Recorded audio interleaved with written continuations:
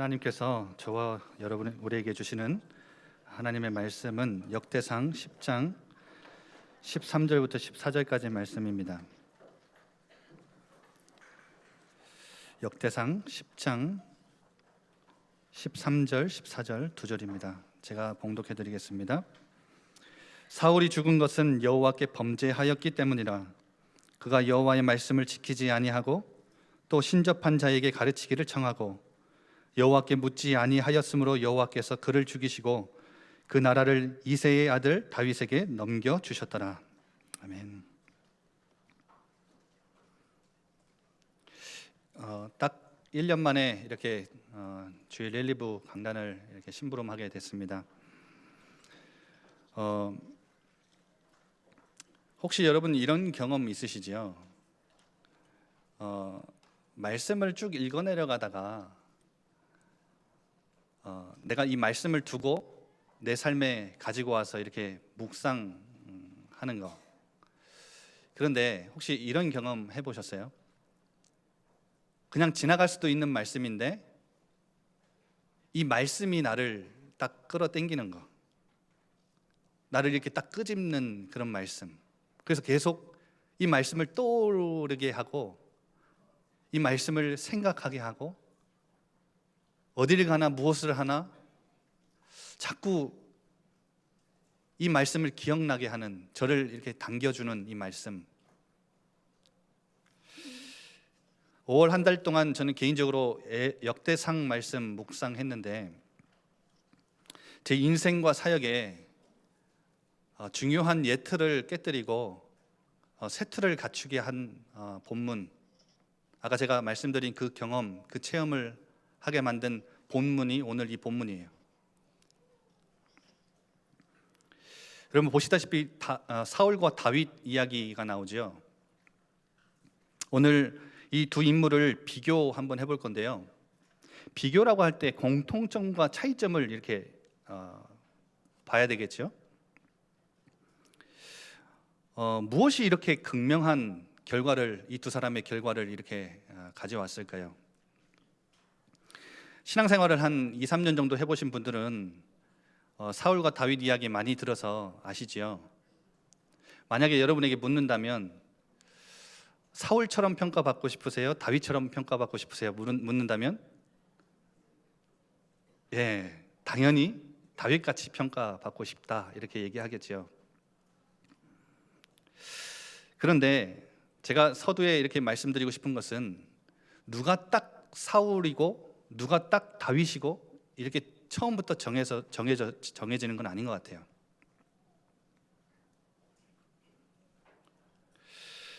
제가 오늘 그래서 제목을 내 안에 사울과 다윗 이렇게 잡았는데 잡고 보니까 1년 만에 해서 그런지 좀 긴장을 했나 너무 좀 철학적인 것 같더라고요. 내 안에 사울과 다윗. 그래서 조금 무슨 의미인지 조금 앞에 서두에 설명을 좀 드려야 되겠다 이런 생각을 좀 했어요. 먼저 이해해야 봐야 될 게 있는 것 같아요. 여러분 혹시 이 중에도 계실 거예요. 우리 모든 사람이 다 해당될 겁니다.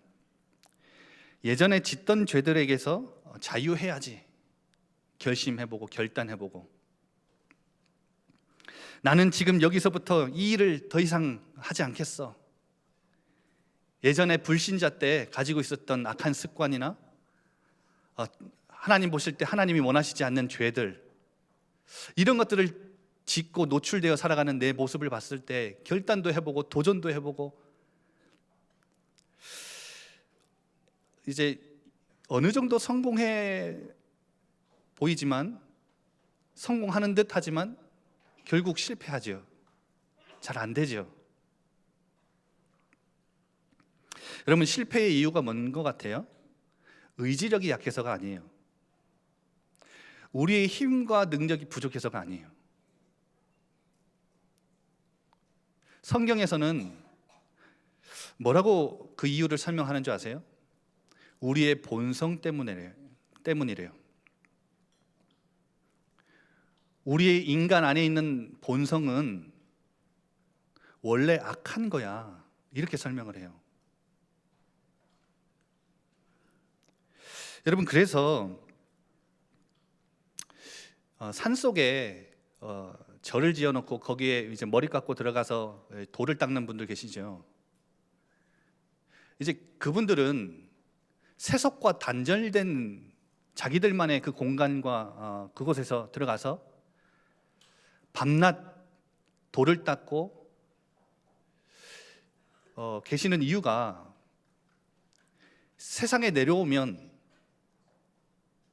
다시 나로 하여금 번뇌케 만드는 탐욕과 탐심, 이런 것들을 버릴 수가 없다라는 증거인 것 같아요. 계속 거기서 살아야 되잖아요. 그런데 이분들이 모르는 게 하나 있어요. 원래 인간은 아무리 돌을 닦아도 본성이 악해요.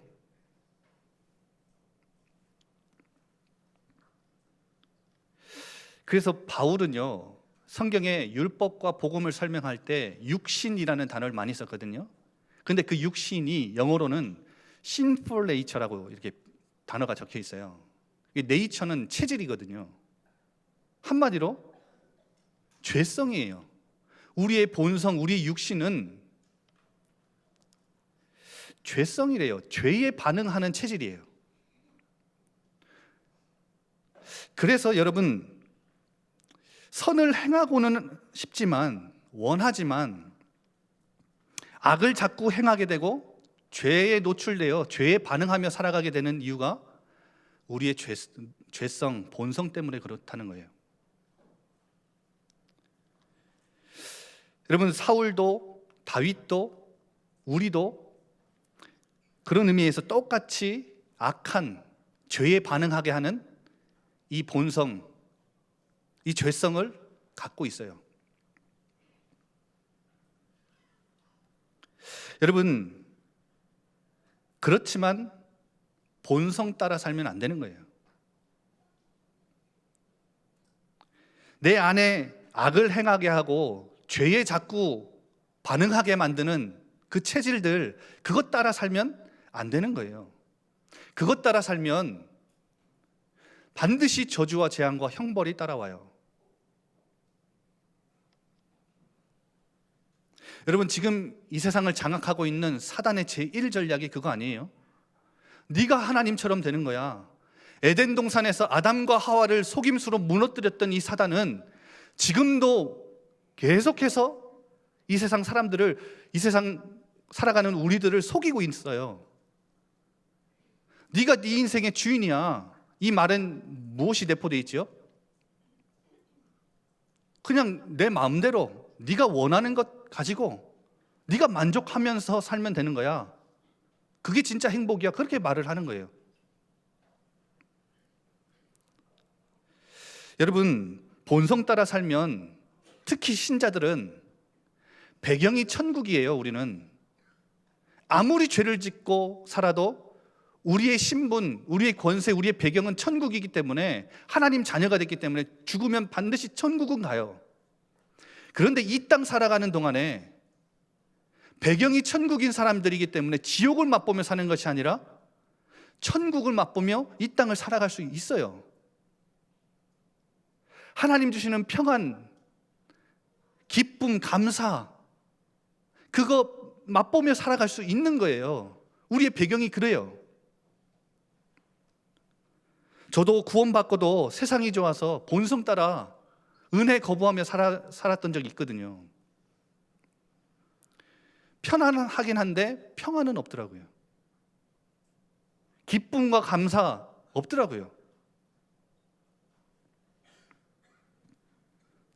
여러분, 그래서 말씀을 듣는 거예요. 본성 따라 살지 않고 본성을 거스르며 살 수 있도록 하나님의 말씀 안에 하나님의 뜻이 있기 때문에, 내가 원하는 대로 살면, 본성 따라 살면 안 되니까 말씀을 들음으로 하나님의 뜻 알고 그 뜻에 순종하며 살기 위해서 말씀을 듣는 거예요. 그러면 여기서 질문 하나 더 나오죠. 말씀 듣고 삶에 돌아가면 또 잘 안 되던데요? 예. 내 육신을 또 의지해서 그래요. 내 힘을 의지해서 그래요. 여러분, 우리가 말씀을 듣고 하나님의 뜻을 알고 그것에 순종하며 살 수 있도록 그걸 가능케 만드는 힘이 어디 있는지 아세요? 우리 안에는 없어요. 우리는 선한 게 하나도 없기 때문에요. 그런데 예수 그리스도로 말미암아서 우리 안에 구원받는 그 순간 하나님이 주신 선한 것 하나 있어요. 선한 영이 하나 있어요. 그게 뭐냐? 성령이에요. 이 성령님이 우리 안에 오셔서 우리와 함께 하시고 계시기 때문에 본성 따라 살지 않고 하나님의 말씀 듣고 뜻에 따라 순종하기 위해서 이걸 가능케 하는 힘이 성령님께 있기 때문에 성령님께 나를 굴복시키는 거예요. 성령님을 의지하며 살아가는 거예요. 그게 성도들의 삶이에요. 내 것 가지고 내가 하나님의 말씀 뜻에 순종하며 산다? 그거 아니에요. 율법으로 가능하지 않아요. 그래서 복음을 주신 거예요. 그래서 그리스도로 말미암아 성령님이 우리 안에 와 계시는 거예요. 여러분, 내 안에 본성 따라 사는 사울이 있고요, 본성을 거스르며 하나님을 의지하며 하나님의 뜻에 순종하며 살기를 간절히 은혜를 간구했던 다윗이 있어요. 그런 의미에서 내 안에 사울과 다윗이에요. 여러분, 이 두 인물의 공통점을 볼 거예요. 그 공통점들 안에 극명한 이 결과를 내게 만드는 차이점이 있어요. 첫 번째 공통점이 뭘까요? 이들은 하나님의 은혜로 부르심을 받았다는 거예요. 왕이 되고 싶다고 자원해서 된 게 아니라 하나님이 선택하셔서 전적인 하나님의 은혜로 이들의 능력과 이들의 수준과 배경을 보고 고른 게 아니라 하나님의 전적인 은혜로 하나님이 선택하신 거예요. 그래서 왕으로 기름 부음 받았죠. 그런데 오늘 본문에는 여러분, 원래 사울이 비극적인 결말을 맞이했는데 원래는 블레셋과 전투하다가 화살에 맞아서 죽기 직전에 자기 칼에 자기가 엎드려져서 자살해서 죽었죠. 그런데 성경은 전투력 열세가 아니래요. 전투력 열세 때문에 사울이 죽은 게 아니라 그의 범죄 때문에 죽었대요. 오늘 그렇게 나오지요. 여러분, 사울이 왜 이렇게 죽임을 당할 만큼 범죄했는지 아세요? 하나님의 전적인 은혜로 부름받았는데 어떻게 이런 죽임을 당할 만큼의 범죄를 저질렀는지 아세요? 가면 갈수록 은혜를 가벼이 여겼기 때문에 그래요. 여러분, 죄가 가벼워지면요, 은혜가 가벼워져요. 비례하는 것 같아요. 은혜가 내 삶에 가벼우면 우리 삶에 죄도 가벼워져요. 여러분, 원래 사울 처음 부를 때, 처음 사무엘을 만날 때 그 모습이 어땠는지 아세요? 사무엘이 사울을 만나고 이렇게 처음으로 물어요. 온 이스라엘 중에 너와 너의 가정처럼 사모하는 자가 어디 있느냐? 온 이스라엘이 너와 너의 가정을 얼마나 사모하는지 아느냐? 이렇게 물으니까 사울이, 아니, 우리 이스라엘 지파 중에 나는 가장 작은 베냐민 지파 사람이고 그 중에서도 우리 아버지 집은 가장 연약한 집인데요, 어떻게 그런 말씀을 나에게 하십니까? 겸손했죠. 겸손했어요. 처음에는요.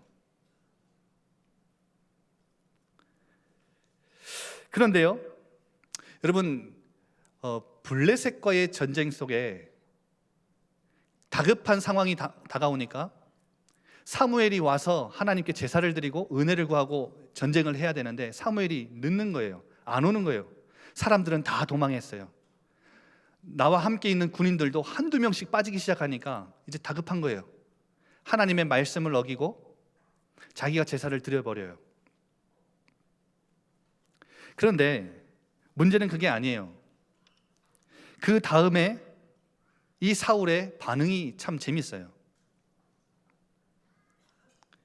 사무엘이 이렇게 말해요. 왕이 망령되이 행했습니다. 당신의 나라가 길지 못할 것입니다. 이렇게 경고를 해요. 그런데 사무엘이 길갈을 떠나서 이제 다른 곳으로 이동을 하는데요, 사울은 붙잡지 않아요.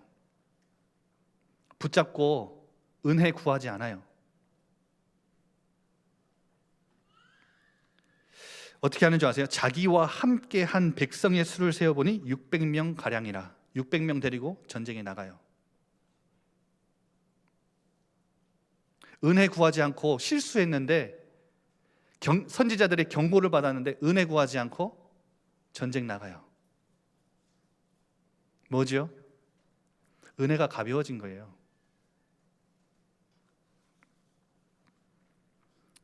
여러분, 이 사울이 마지막 죽을 때 블레셋과 전쟁하는데 화살에 맞았어요. 하나님께 은혜 구하며 엎드려져야 되는데 전쟁 나갈 때조차도 하나님께 은혜를 구하지 않고 그냥 나가요.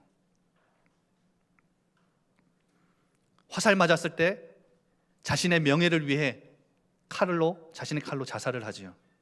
은혜를 구하기는커녕 자살을 선택해요.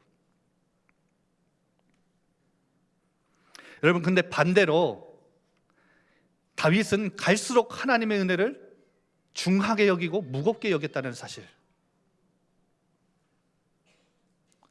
다윗은 죄를 안 지은 완벽한 사람 아니에요. 실수했어요. 사울과 같이 실수도 했어요. 자신의 부하의 아내 밧세바를 취하기 위해서 자기 부하를 죽였다니까요. 그때 나단 선지자가 와서 질책할 때 어떻게 하죠? 바로 엎드려지지요. 상하고 통회하는 마음 가지고 하나님께 은혜 구하며 나가죠. 시편 51편에 시로 기록해서 많은 후대들이 나의 이 수치와 실수를 알고, 만약에 너희들 실수해? 수치를 당했어? 죄를 범했어? 괜찮아. 하나님이 원하시는 심령은 상하고 통회하는 심령이야. 상한 심령이야. 그것 갖고 하나님 앞에 은혜 구하며 나가면 돼. 그걸 보여주기 위해서 자신의 수치를 기록했어요. 시편 51편 1절에 하나님이여 주의 인자를 따라 내게 은혜를 베푸시며 주의 많은 긍휼을 따라 내 죄악을 지어 주소서.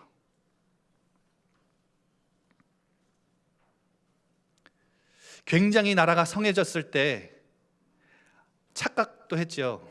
은혜 잊어버리고 내가 세운 것 같은 교만이 들어가니까 인구조사를 해요. 다윗이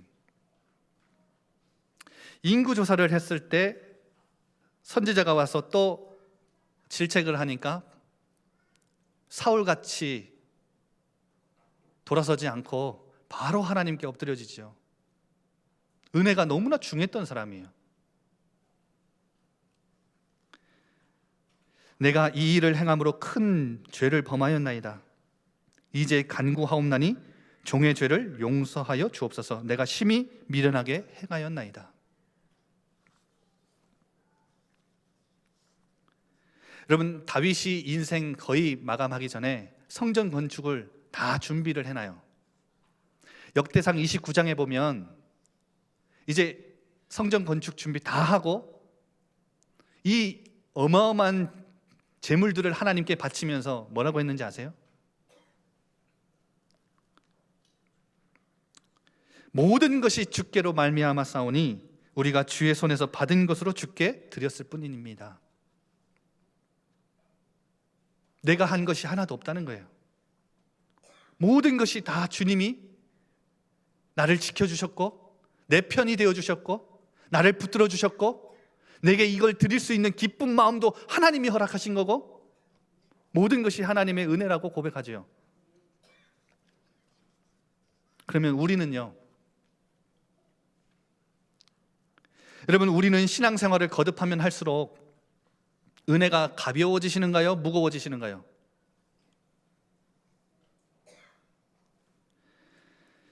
신앙의 가장 큰 위기는 교회 안에서 갈등할 때가 아닌 것 같아요. 말씀이 잘 안 들릴 때가 아닌 것 같아요. 신앙의 가장 큰 위기는 하나님의 은혜가 가벼워질 때인 것 같아요. 즉, 내 인생의 가장 큰 위기이기도 하죠. 은혜가 가볍게 느껴지는 거. 그래서 저는 우리 예일교회 성도님들에게 주님의 이름으로 권면을 좀 드리고 싶습니다. 일이 바빠지세요?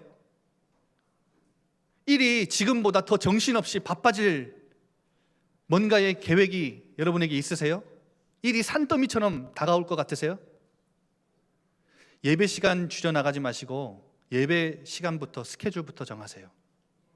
대폭 하나님께 은혜 받고 내 본성 따라 이 일 하지 않고 하나님의 그 성령님께 굴복하고 의지하게 하나님의 은혜로 이 일을 감당할 수 있도록 대폭 예배 시간을 늘려가세요. 예배 스케줄부터 짜세요. 예배 시간부터 줄여나가지 마시고요.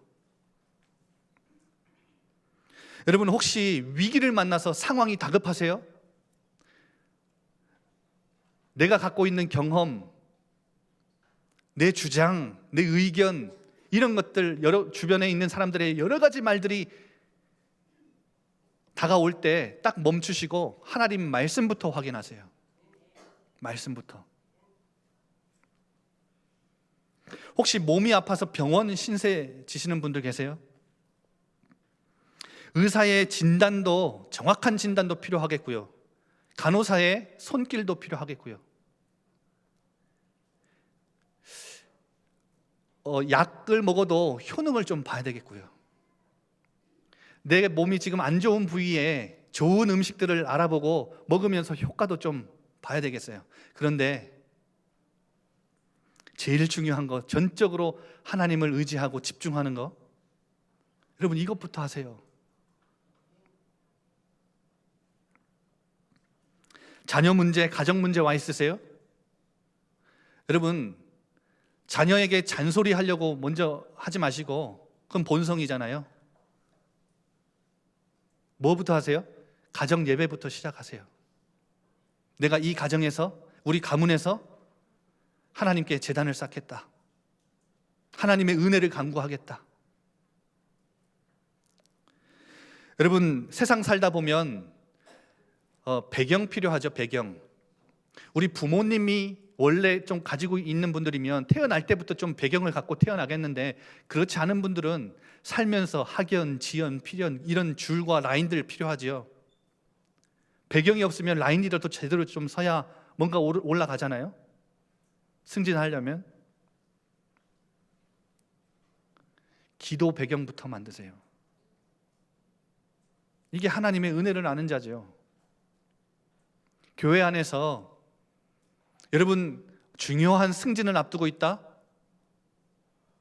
배경 찾아 돌아다니지 마시고 가장 먼저 우리 구역에, 남전도회, 여전도회에 내 주변에 나를 위해 기도해 줄 수 있는 사람들을 모아서 기도팀부터 만드세요. 하나님은 일하실 거예요. 하나님이 일하시면 되는 거잖아요. 기도 배경부터 만드셔야 돼요. 우리는 은혜를 너무 모르고 살고 있는 것 같아요. 저부터 해서요.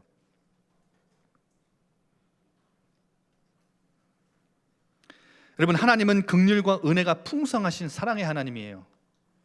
하나님은 은혜를 구하는 자들을 결코 외면치 않으시는 하나님이세요. 실수했어요? 괜찮아요.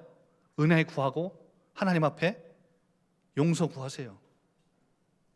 하나님, 내가 또 본성 따라 살았네요. 내가 본성 따라 살았던, 은혜 가벼이 여겼던 사울처럼 또 살았네요. 하지만 하나님, 하나님의 은혜를 지금 이 시간 긍휼을 간구합니다. 나를 불쌍히 여겨주세요. 하나님의 말씀 듣고 뜻에 순종하며 살기를 원하지만 하나님, 내 힘 갖고는 안 돼요. 그래서 내 안에 계신 성령 하나님께 나를 굴복시킵니다. 성령 충만 주세요. 성령 하나님, 나를 인도해 주세요. 안 되는 거 볼 때마다 그렇게 의지하세요. 여러분, 죄책감을 갖고 죄의식에 사로잡혀서 살라는 말이 아니에요. 죄의 감각을 갖고 살아야죠. 여러분, 죄에서 자유하게 된 자들은 죄에 대해서 무감각한 자들이 아니라 죄에 더욱 민감해지는 자들이에요. 아, 이거 본성, 또 내 안에 있는 악, 죄, 아, 역시 나는 안 되는구나. 나같이 부족한 사람을 하나님이 자신의 아들을 십자가에 못 박으심으로 나를 구원하시는 그 구원의 계획을 이루시고 나같이 부족한 사람을 하나님 구원하셨구나. 그래서 여러분, 신앙생활은 점점 하나님의 은혜를 알아가면 알아갈수록 하나님은 커지고 나는 작아지는 거예요. 그런데 신앙생활 하면 할수록 하나님은 작아지고 내가 커지면요, 은혜를 놓치는 거죠. 사울처럼 되는 거예요.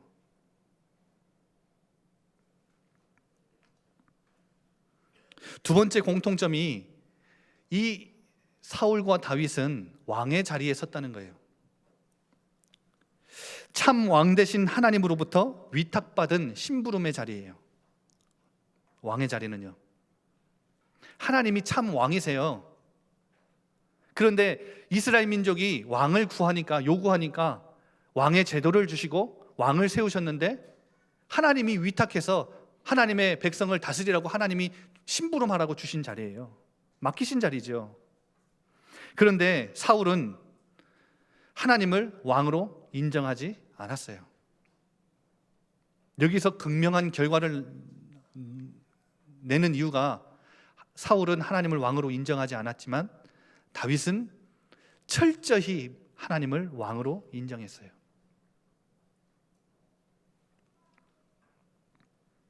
여러분, 말씀을 지키지 않았다. 오늘 사울이 죽은 이유는 범죄했기 때문이다. 한마디로 은혜를 가벼이 여겼기 때문이다. 그런데 두 가지 죄를 구체적으로 설명하죠. 본문에 여호와의 말씀을 지키지 아니하고. 여러분, 하나님의 말씀을 지키지 않았다, 따르지 않았다, 순종하지 않았다는 것은 하나님의 말씀을 듣지도 않고 하나님의 말씀을 붙잡지도 않고 하나님을 왕의 자리에, 주인의 자리에 모셔드리지도 않고 그냥 내가 내 자리, 내 나라 착각하고 산 거예요. 내 건 것 같으니까. 여러분, 다윗이 블레셋을 쳐부수고 들어올 때 여인들이 이렇게 노래했죠. 사울이 죽인 자는 천천히요, 다윗이 죽인 자는 만만이라. 이 노래를 듣고 어떻게 했죠? 사울이? 와, 하나님의 은혜가 대단하구나. 역시 참 왕 되신 하나님은 이스라엘을 지키시는구나. 하나님이 저 다윗을 너무 기뻐하셔서 저 블레셋을 이기게 하셨구나. 상을 내려도 모자랄 판에. 아니, 다윗에게는 만만을 돌리고 내게는 천천을 돌려? 그가 더 얻을 것이 나라 말고 무엇이겠느냐? 그날 이후로 사울이 다윗을 주목하였더라. 너 어디까지 올라오나 한번 볼게. 너 조심해, 이거죠. 그래서 악신에 그렇게 시달리는 거예요. 그래서 그렇게 다윗을 죽이려고 몸부림을 쳤던 거예요. 내 자리니까요, 내 나라니까요, 내가 지켜야 되는 거예요. 하나님이 왕이 아니에요, 사울에게는. 다윗은 어떻게 했지요? 여러분, 오늘 10장 읽었죠? 한번 14장 한번 펴보실래요? 역대상 14장 8절에 보면 다윗이 온 이스라엘의 왕이 됐어요. 이 소식을 듣고 블레셋 사람들이 다윗에게 이스라엘을 쳐들어왔어요. 10절에 보세요. 다윗이 누구에게 물어요? 하나님께 물어 이르되, 블레셋 사람들을 치러 올라가리까 주께서 그들을 내 손에 넘기시겠나이까 하나님께 묻지요. 올라가라, 내가 그들을 내 손에 넘기리라. 여러분, 한 번 승리했어요. 그렇죠? 그런데 13절에 또 쳐들어왔어요. 한 번 승리했으면 경험도 있겠다, 승리의 기쁨도 맛봤겠다, 뭔가 내 힘으로 할 수 있을 것 같은데 한 번 또 들어가 보지, 이러지 않고 14절에 보니까 다윗이 또 하나님께 묻자온대. 다윗에게는 하나님이 왕이에요. 16절에 이에 다윗이 하나님의 명령대로 행하여, 다윗이 왕인데 누구의 명령을 따라요? 하나님이 왕인 거예요. 우리는 어떤가요? 여러분, 우리를 세우신 그 자리, 우리가 세운 것처럼 보이지만 하나님이 세우신 거죠. 내가 이룬 것처럼 보이지만 내가 이룬 가정이 아니라 하나님이 이루신 가정이고, 내가 낳은 것처럼 보이지만 하나님이 허락하신 자녀죠. 내가 열심히 공부해서 그 직장에 들어가서 취직해서 열심히 돈 버는 것처럼 보이지만 하나님이 허락하신 것이죠. 하나님이 우리 주인이시잖아요.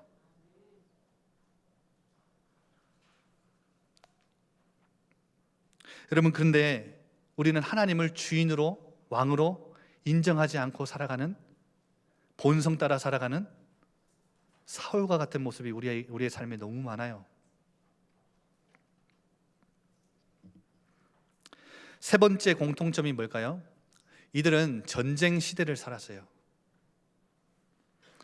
전쟁 시대에 하나님의 나라와 백성을 정의와 공의로 다스리도록 하나님 앞에 왕의 자리를 위탁받았죠. 전쟁 시대. 여러분 다 아시다시피 전쟁 시대는 치열한 뭔가의 싸움들이 일어나는 시대였어요. 이길 때도 있었지만 갑자기 쳐들어오면 다급하고 위급한 순간들을 많이 만나죠. 우리 인생도 이러한 치열한 격전지 같은, 전쟁 같은 삶을 수많은 적들 앞에 우리는 살아가고 있잖아요. 그런데 오늘 두 번째로 사울의 범죄 두 번째가 뭐냐?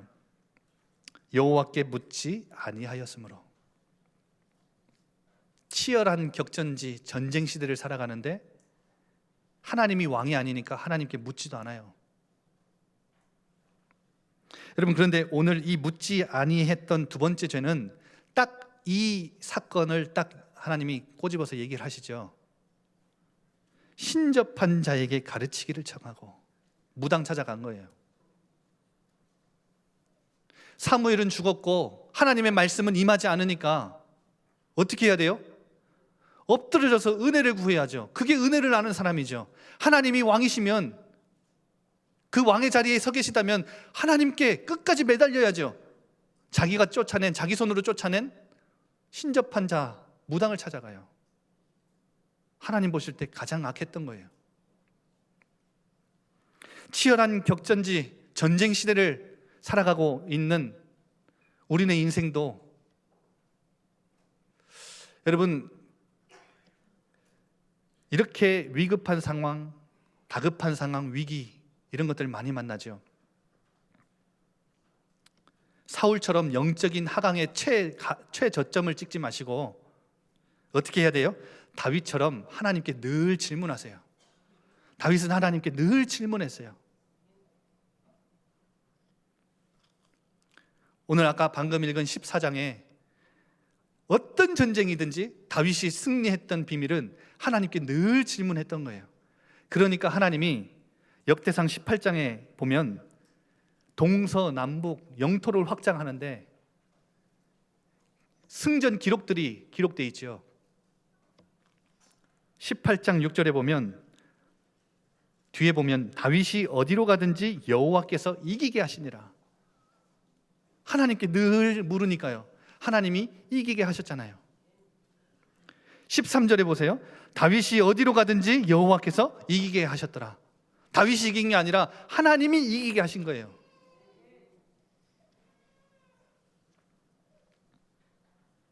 여러분, 질문한다는 것은 무슨 뜻일까요?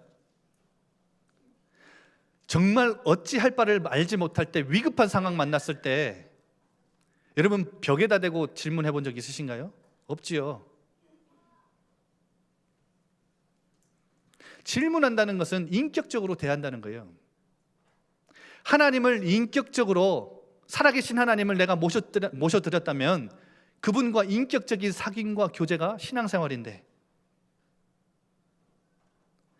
하나님께 늘 질문하고 여쭤봤다는 것은 하나님을, 살아계신 하나님을 인격적으로 모셨다는 거예요. 함께 사귀고 살아갔다는 거예요.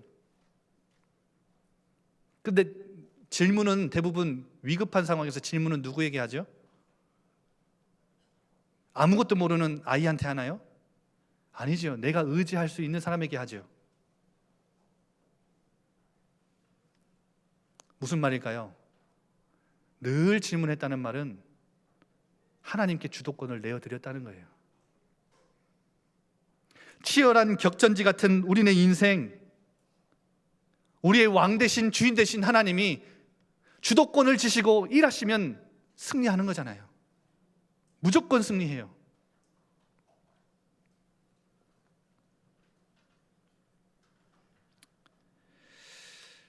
말씀을 마칩니다.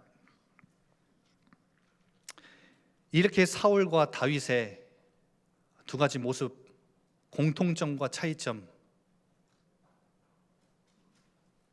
본성을 따라 살았던 사울과 본성을 거스르기 위해 하나님께 늘 은혜를 간구하고 하나님을 인정해드리고 하나님께 늘 주도권을 질문으로 드렸던, 하나님의 뜻이 무엇인지, 하나님의 그 뜻에 따라 내가 순종하며 살기를 간절히 원했던 다윗. 여러분, 이 두 가지 모습, 두 가지 길은 두 가지의 결과를 낳는 것 같아요. 두 가지 결과.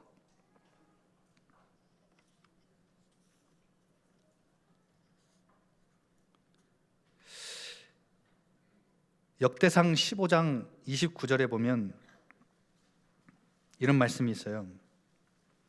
다윗 성에 언약궤가 들어올 때 다윗은 어떻게 하죠?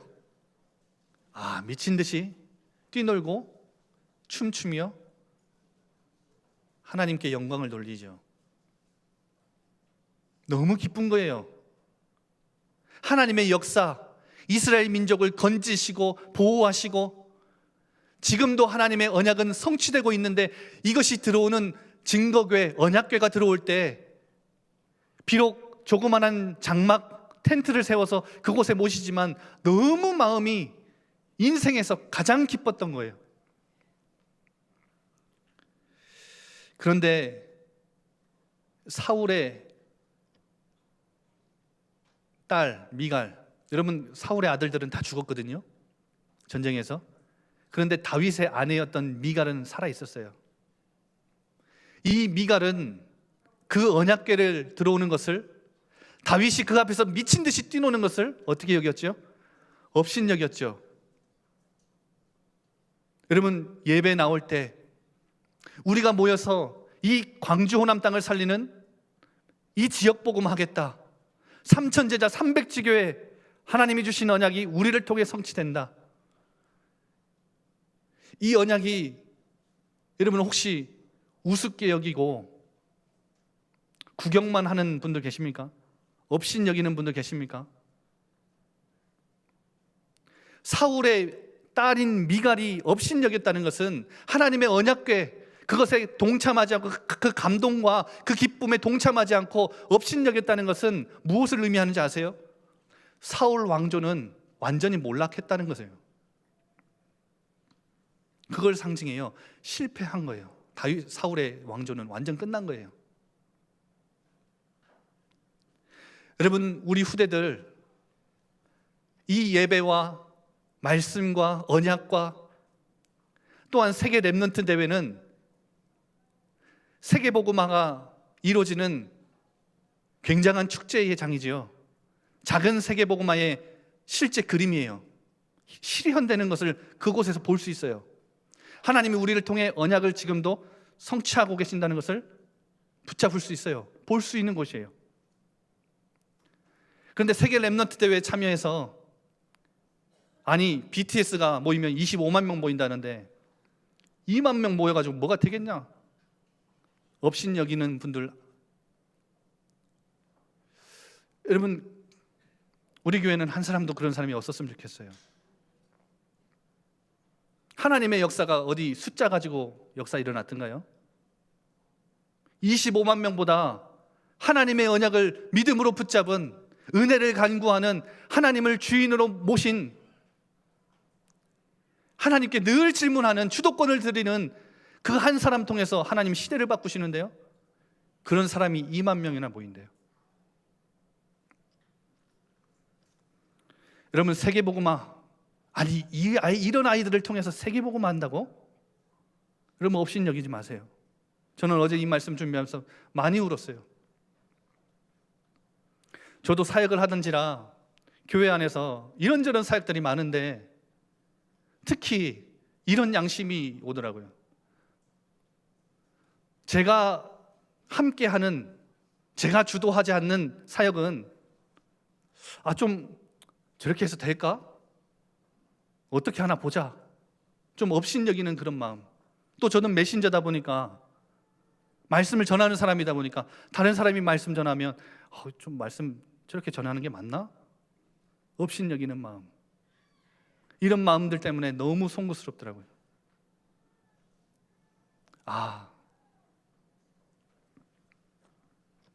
하나님의 역사, 말씀, 언약, 예배, 업신여기면 안 되는 거구나. 여러분 사울의 후대 남은 미갈은 업신여겼어요. 이 엄청난 사건 앞에서 우리 후대들이 나중에 자라나서 예배, 말씀, 언약 우습게 여기고 구경한다면 그거 비참하지 않겠어요? 그래서 여러분 지금이 기회인 것 같아요. 이 말씀이 여러분에게 들려졌을 때 그때가 기회인 것 같아요. 본성 따라 살지 않고 나는 하나님의 말씀 따라, 하나님의 뜻을 따라 순종하며 살기를. 그런데 그것조차도 내 힘으로 안 되니까 내 안에 계신 선한 것, 성령님께 나를 굴복시키고, 성령 하나님께 나를 의지하고 그분만 전적으로 내가 바라보며 하나님의 뜻에, 하나님의 일에 나를 사용해 달라고. 여러분 그리고 두 번째 나오는 결과가, 우리 선대들에게 가장 무서운 게, 두려운 게 뭐겠어요? 후대들의 평가죠. 여러분 사울과 다윗은 예수님 오시기 전 1000년대의 사람들이에요. 예수님 오시기 전 1000년대 활동했던 사람들이에요. 그런데 오늘 이 역대기는 예수님 오시기 전 한 350년경에 써졌어요. 이 말은 650년이 지난 후에 포로에서 돌아온 포로 귀한 공동체에 이 역대기 저자가 이 역대기를 쓰면서 뭔가의 메시지를 던지고 있는 거예요. 1차 독자인 포로 귀한 공동체에 650년이 지난 후에 사울은 이렇게 평가를 받은 거예요. 그는 여호와께 범죄하였기 때문에 죽었어. 말씀을 지키지 않았고 여호와께 묻지 않았어. 여러분 지금으로부터 650년 후, 한 2670년경 우리와 우리 교회와 그리고 이 전도운동과 렘넌트 운동은 어떻게 기록되고 어떻게 기억에 남을까요?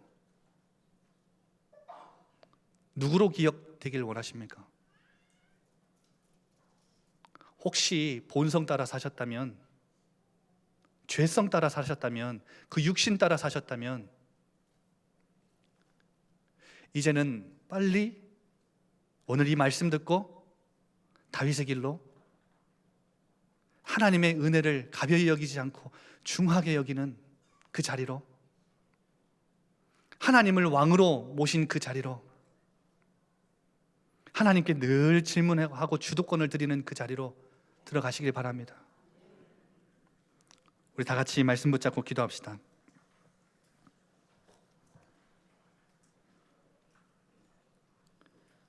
하나님, 다윗과 같이 살길 원하고 다윗과 같이 평가받기 원하지만 내 삶에는 하나님의 은혜를 가벼이 여겼던 그런 모습들이 너무나 많고, 내가 주인 되어 내가 이룬 것처럼 착각하고 살 때가 너무 많았습니다. 하나님을 주인으로 모시지 못할 때가 너무 많았습니다. 하나님께 묻지 않은 사울과 같은 모습이 우리 안에 너무 많습니다.